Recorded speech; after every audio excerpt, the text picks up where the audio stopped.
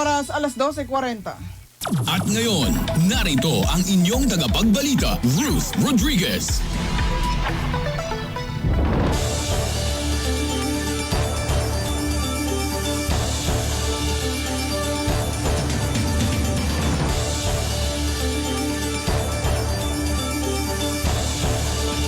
Magandang tanghali, lungsod ng Puerto Princesa, lalawigan ng Palawan, Biyernes, August 11, 2023 at narito na ang mga balita ngayong umaga.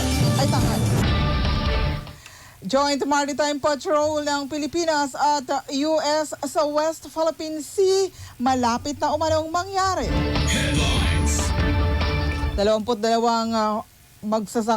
asosasyon ng magsasaka sa bayan ng Dumaran nakatanggap ng 150,000 pesos mula sa provincial government. Headlines. AFP Chief of Staff tiniyak sa mga lokal na mambabata sa provincial board na hindi hihina ang paninindigan ng pamalang nasyonal sa West Philippine Sea. Headlines. Sa Baritang Cuyunon, K-12 program ipapadayon sigon sa DepEd. Sa police report, baguhang tulak ng droga sa bayan ng Brooks Point na timbog sa isinagawang buy-bust operation. Headlines. Sa sports balita, Jared Trinidad tinanghal na 3-point shooter of the year. Headlines. Sa showbiz balita, final screening para sa Miss Subarao sa linggo na. Headlines. Sa balitang Good Vibes, pasyalang Wings campsite sa Rojas, bumida ngayon online. Headlines. Ang detalye ng mga balitang yan makalipas ang ilang sandali. Sasamahan ka ng Phoenix. Sasamahan ka ng Phoenix. Gusto mo bang magkaroon ng Phoenix Loyalty Card at mag-uwi ng samot-saring appliances? Kuha na ng libreng Phoenix Loyalty Card. Ipakita lang inyong driver's license, 1 point kada litro at maximum of 3 transactions kada araw. May chance ka na mag-uwi ng mga appliances kapag na-redeem mo na ang points mo. Non-convertible ang points sa cash at pwede magbayad ng cash or through mobile wallet.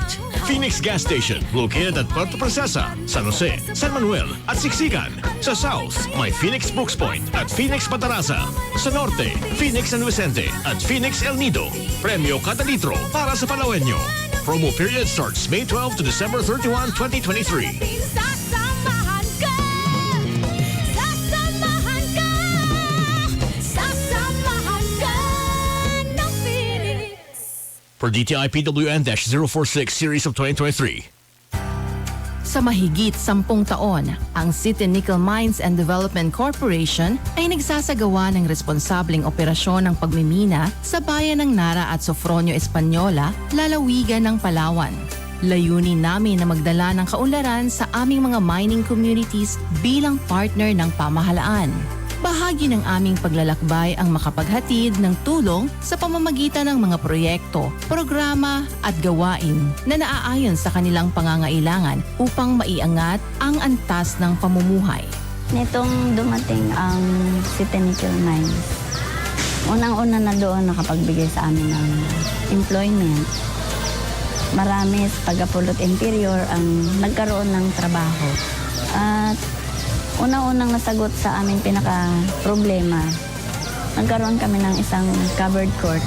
Patuloy pa rin naming pagsisikapan ang bawat taon na kasama kayo sa pangangasiwa ng tapat sa kapaligiran at pamayanan. Ito ang istorya sa likod ng aming responsableng pagmimina. City Nickel Mines and Development Corporation. Sa responsableng pagmimina, may ginhawa.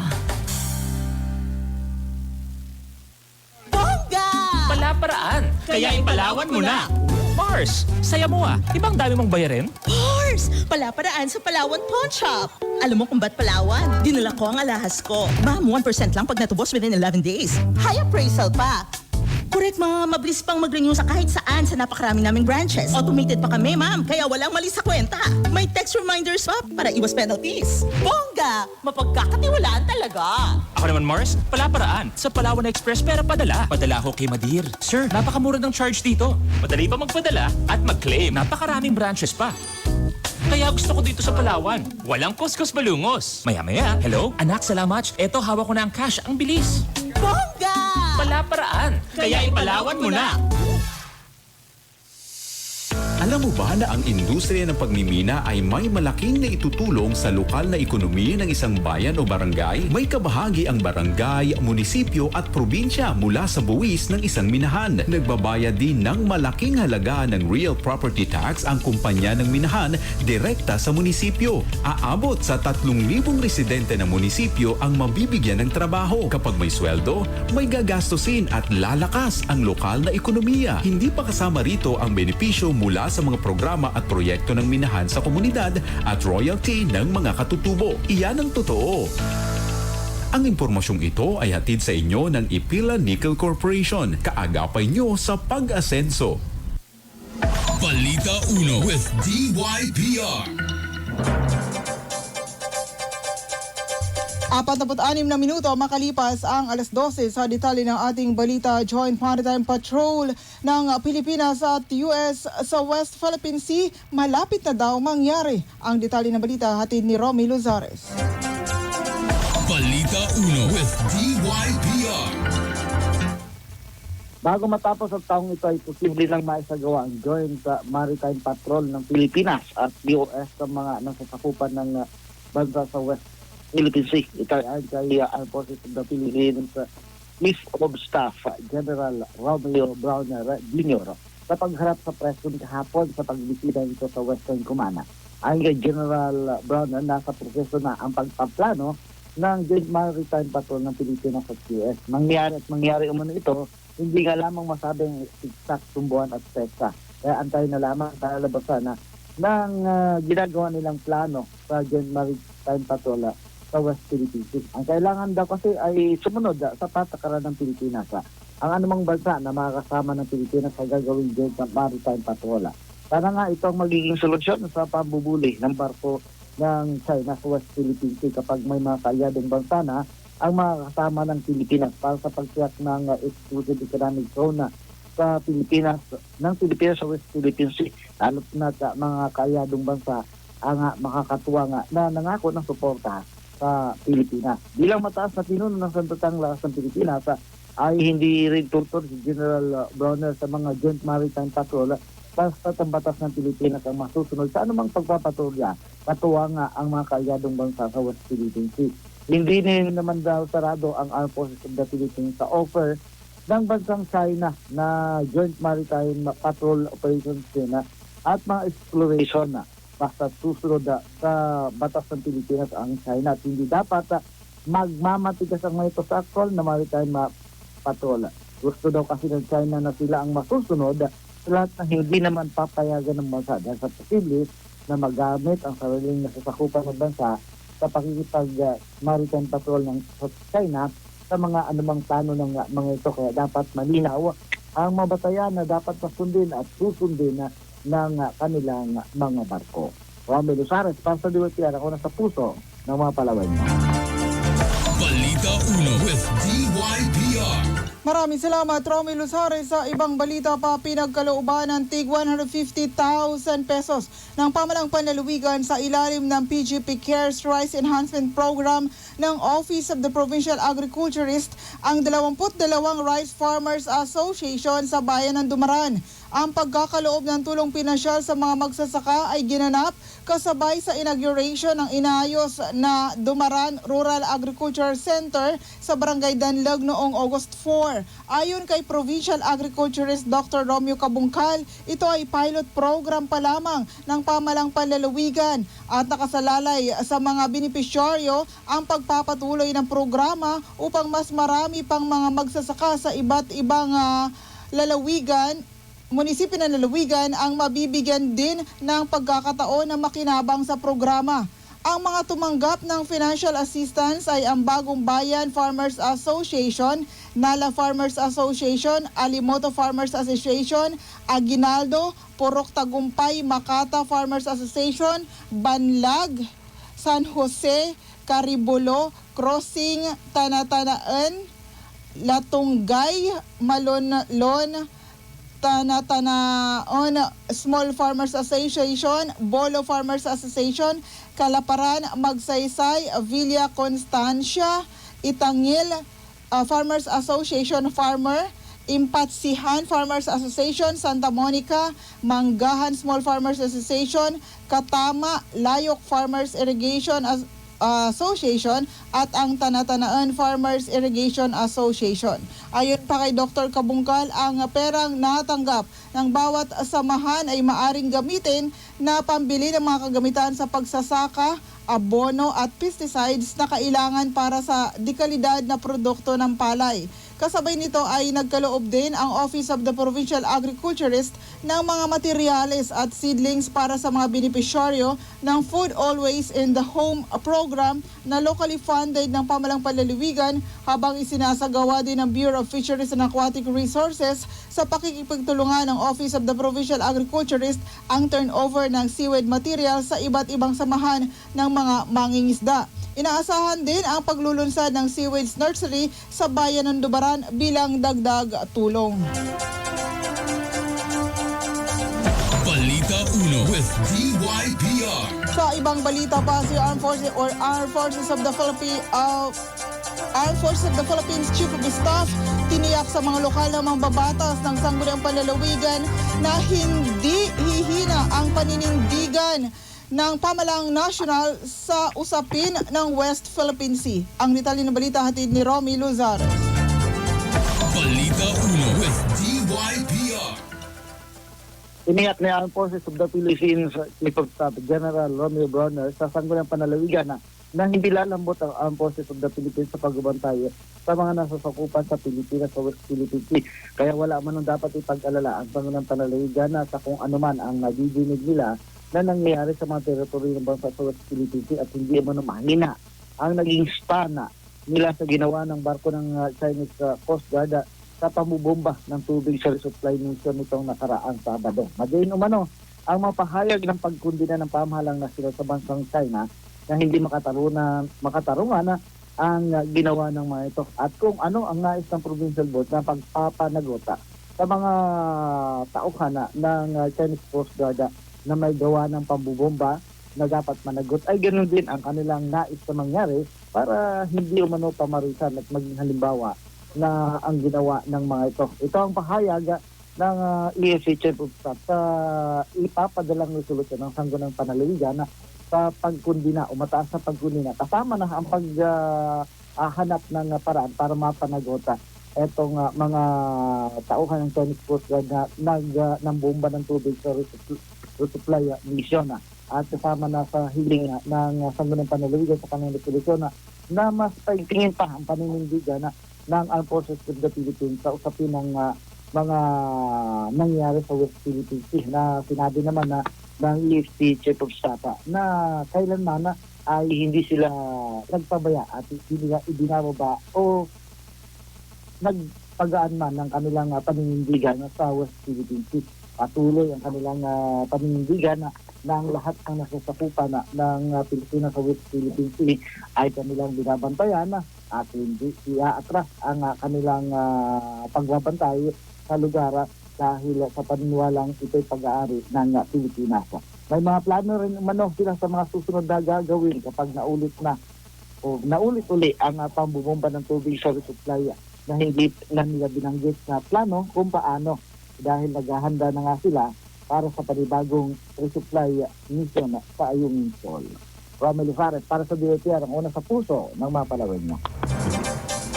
Balita Uno with DYPR. Maraming salamat, Romy Lozares. Ipinamahagi na ng Pamalang Panlalawigan ng Palawan ng HP Tank Wireless All-in-One Printers sa mga paaralan sa elementarya at sekundarya sa Northern Palawan.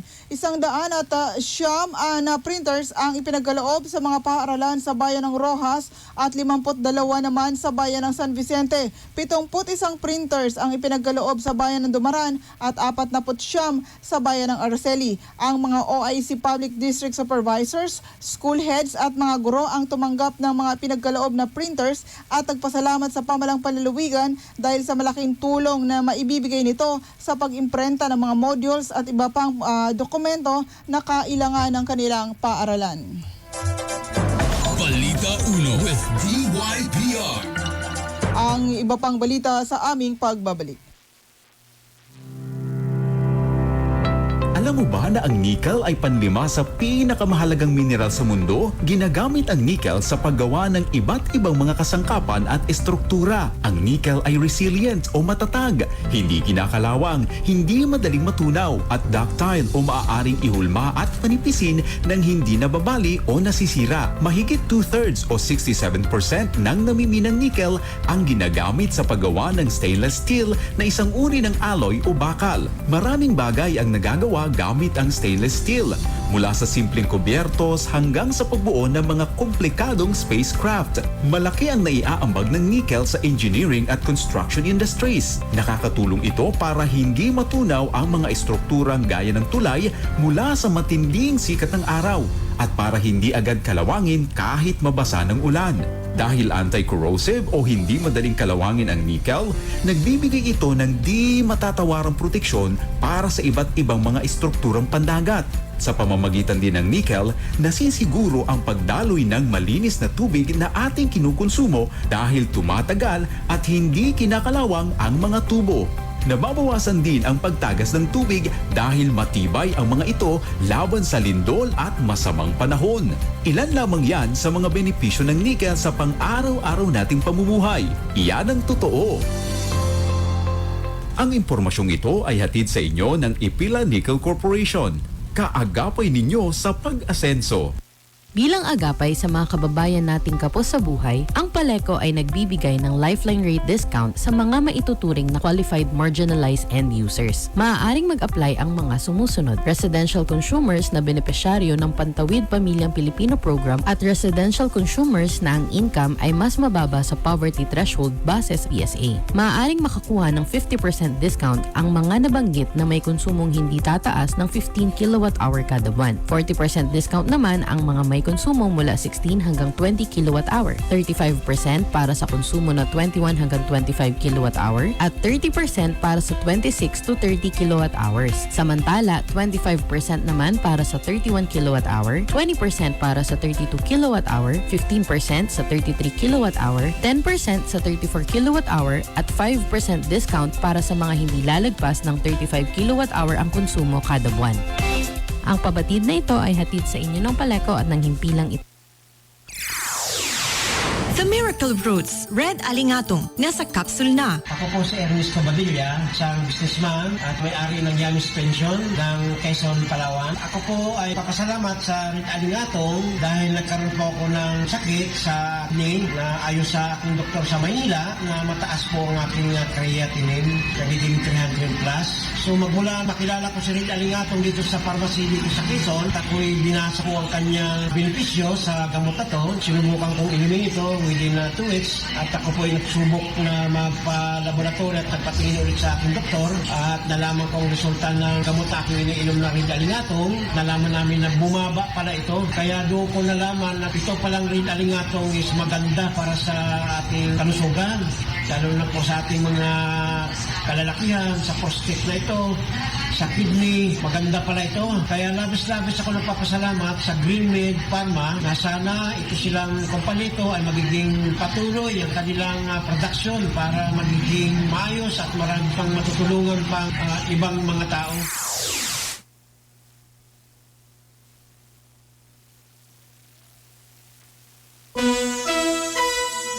Balita Uno with DYPR. Balitang Kuinon. Sa atang Balitang Kuinon, K-12 program ipapadayon sigon sa DepEd. Ang Balitang Kuinon yatad kanata ni Miss Nanette Pijapo Trampe. Balitang Kuinon. Inklaroy ang DepEd o Department of Education na ang K-12 program ay hindi ipatadeng sanglit ipadayon ang implementasyon kadangan ang bagong curriculum para sa kindergarten to grade 10 o K-10.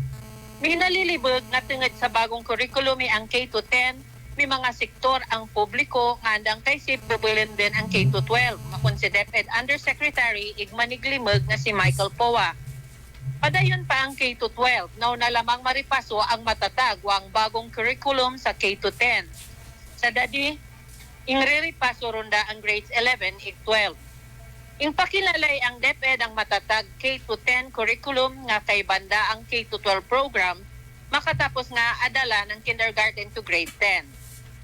Sigun pa kipowa ang pagripaso sa senior high school ing papadayon. May National Task Force para digi igmiing dadasun sandang atimpo. Insa sarigan nga matatapos ang pagripaso sa senior high school curriculum sa dagon nga dya. Ang K-12 program ay ingwati ang lay nga Republic Act 10533 nga Enhanced Basic Education Act of 2013. Iging pasar ang timpo ang administrasyon ni President Benigno Aquino III. Ing pirma ng May 2013, igagamandato nga ang kindergarten tagka sa 12 kadagon nga education curriculum magatulis sa 10 kadagon nga basic education cycle. Ang K-12 program agatingwa nga magtaw bastanting tempo agud madala na mga konsepto ig kanadan ig mapreparar ang mga magagraduar para sa mas matas nga inadalan pag-empleo ig pagpangabuhi. Nanette Pediaco Trampe para sa DYPR Baritang Kuyunon ang isaras ang sakaunan sa tagipuso ni ang mga Palawenyo. Balitang Kuyunon. Matabang salamat, Miss Nanette Pediaco Trampe sa ating police report. Police report. Police reports. Baguhang tulak ng droga sa bayan ng Brooks Point na timbog sa isinagawang buy-bust operation kagabi. Ang police report hatid ni Romy Luzares. Police report. Police reports. Agad natimbog sa drug buy-bust operation kagabi ang baguhang tulak ng droga sa bayan ng Brooks Point. Naganap ang drug buy-bust sa Operation Dakong 1143 kagabi sa Balmonte Street, Poblacion, Brooks Point. Ruta na arresto ang suspect na si Brian Del Monte Bantilan, 40 anyos ng asawa kung saan nabilihan ito ng hinilang droga na nasa 0.22 grams na nagkahalaga ng 6,800 pesos. Pagkatapos ng operasyon ay nakakuha pa ng isa pang plastic spray ang hinihinga ng droga sa pag-iingat nito na nasa 0.26 grams at nabawi din ang buy-bust money sa suspect. Isinagawa ang drug buy-bust operation ng Joint Anti-Illegal Drug Operation ng PDEA at Brooks Point at iba pang police operatives. Romel Losares para sa DYPR, ang una sa puso ng mga Palawenyo. Police report. Police reports. Sports Balita. At sa ating sports balita, si Jared Trinidad ng Keltod San Miguel ang tinanghal na 3-pointer of the year sa isinagawang 3-point shootout ng Puerto Princesa Sports Coordinator noong August 10 sa Barangay Matyaga sa Puerto Princesa City. Umabot sa 70 na mga shooters ang sumali sa nasabing shootout. Sa unang round pa lamang, 25 balls ang bibitawan ng mga shooter at walang time limit at top 20 ang matitira. Another 25 balls ulit pero may 2 minutong limit na lamang sa next round at may iwan ang top 10. Bawas oras ulit magiging 90 seconds na lamang para makakuha ang top 3. Another 25 balls ulit na may 1 minute sa final round at 100 balls lahat ang tira sa ring. 58 points ang nakuha ni Jared para maging top points shooter of the year. Pasok sa top 3 sina Vincent Baramas at Wally Vivar.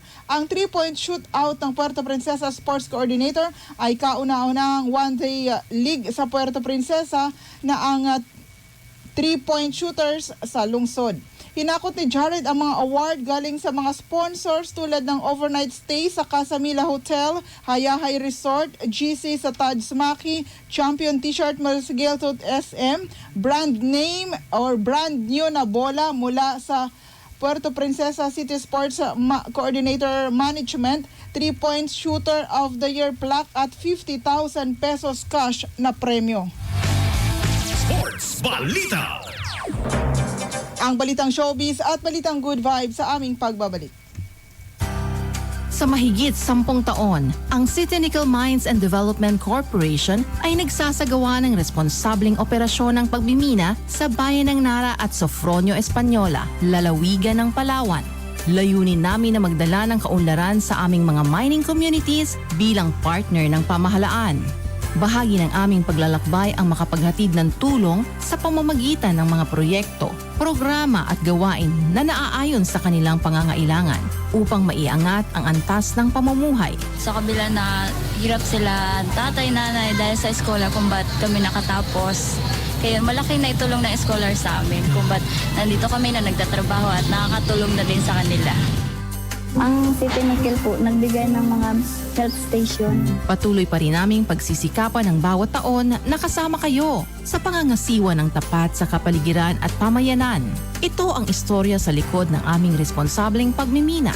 City Nickel Mines and Development Corporation. Sa responsableng pagmimina, may ginhawa.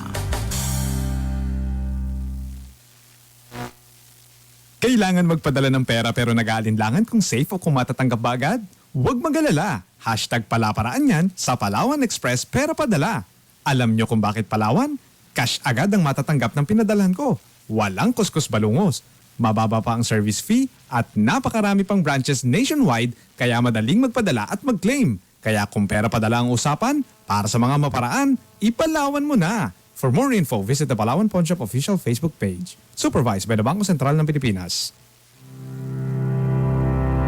Alam mo ba na ang nickel ay panlima sa pinakamahalagang mineral sa mundo? Ginagamit ang nickel sa paggawa ng iba't ibang mga kasangkapan at estruktura. Ang nickel ay resilient o matatag, hindi kinakalawang, hindi madaling matunaw at ductile o maaaring ihulma at panipisin ng hindi nababali o nasisira. Mahigit 2/3 o 67% ng namiminang nickel ang ginagamit sa paggawa ng stainless steel na isang uri ng alloy o bakal. Maraming bagay ang nagagawa gamit ang stainless steel, mula sa simpleng kubyertos hanggang sa pagbuo ng mga komplikadong spacecraft. Malaki ang naiaambag ng nickel sa engineering at construction industries. Nakakatulong ito para hindi matunaw ang mga estrukturang gaya ng tulay mula sa matinding sikat ng araw at para hindi agad kalawangin kahit mabasa ng ulan.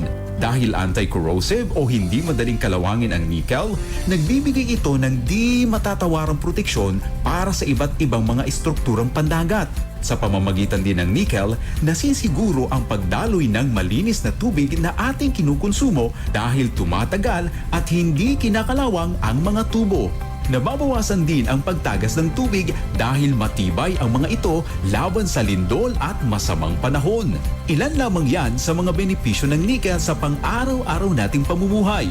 Iyan ang totoo. Ang impormasyong ito ay hatid sa inyo ng Ipila Nickel Corporation. Kaagapay ninyo sa pag-asenso. Sasamahan ka ng Phoenix. Sasamahan ka ng Phoenix. Gusto mo bang magkaroon ng Phoenix Loyalty Card at mag-uwi ng samot-saring appliances? Kuha na ng libreng Phoenix Loyalty Card. Ipakita lang inyong driver's license, 1 point kada litro at maximum of 3 transactions kada araw. May chance ka na mag-uwi ng mga appliances kapag na-redeem mo na ang points mo. Non-convertible ang points sa cash at pwede magbayad ng cash or through mobile wallet. Phoenix Gas Station, located at Puerto Princesa, San Jose, San Manuel at Siksikan. Sa South, may Phoenix Brooks Point at Phoenix Patarasa. Sa Norte, Phoenix San Vicente at Phoenix El Nido. Premyo kada litro para sa Palawenyo. Promo period starts May 12 to December 31, 2023. Sasamahan ka. Sasamahan ka. Sasamahan ka ng Phoenix. Per DTI PWN-046 series of 2023. Balita Uno with DYPR. 9 na minuto makalipas ang 1:00 bago po sa ating showbiz at good vibes balita. Puntahan muna natin ang City Information Office kaugnay po sa kanilang aktibidad. Bukas ng 4:00 ng madaling araw ang ikalawang edisyon ng Save the Puerto Princesa Base. Kaugnay niyan makakasama natin si Mr. Rex Ruta mula sa City Information Office. Rex, magandang hapon. Yes, magandang hapon. Kasamang Ruth at eto na nga yung pinaka-intay natin. Etong ikalawang episode ng ating Save the Puerto Princesa Base. At ito ay naglalayo na maisalba at mailigtas etong ating karagatan, etong ating baybayin, lalong-lalo na dito sa Puerto Princesa. At bukas na nga ito, meron tayong mga nakahanda na samot-saring aktibidad maliban doon sa ating programa kasama ang iba't ibang mga ahensya at iba't ibang mga departamento ng kawani ng local government units.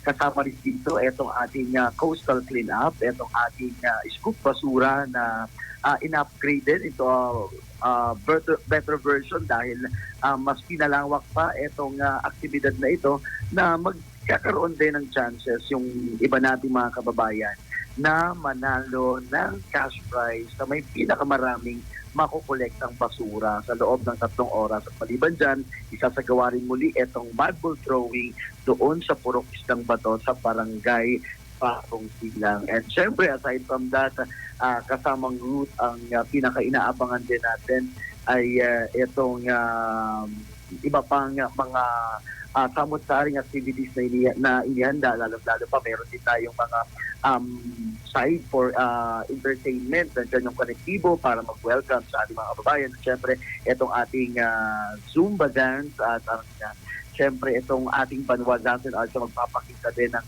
gilas at talento sa kanilang pagsayaw. So maraming dapat na abangan bukas sa kasamang route dito sa ating aktibidad. Kaya inaanyayahan po ang lahat ng ating mga kababayan sa Puerto Princesa na sama-sama po tayong isalbati sa ating mga base dito sa lungsod. At syempre, sama-sama po tayo na makiisa sa programang kinonsepto at handog po sa atin ang mega apuradong organisasyon sa panguna po ni Mayor Lucido Rodriguez Bayron. Okay. Maraming salamat. Nabanggit mo naman na lahat. Thank you! Oo, at syempre magkikita tayo doon bukas kasamang Ruth at kasama natin dyan ang ating Miss Philippines Earth Water, Miss Jemima Joy Zabala para kasama natin maging host doon. Yan yung isa sa mga exciting parts ng mangyayari bukas. Yung magkikita-kita tayo ulit at doon sa isang entablado. Alright. Si Mr. Rex Ruta po mula sa City Information Office, kaugnay ng isasagawang second edition ng Save the Puerto Princesa Base sa Barangay Bagong Sikat. Tama? Oo, dito. Bagong Silang. Oo, ayan. Okay. Thank you very much. Thank you so much. Bye-bye. Showbiz Balita.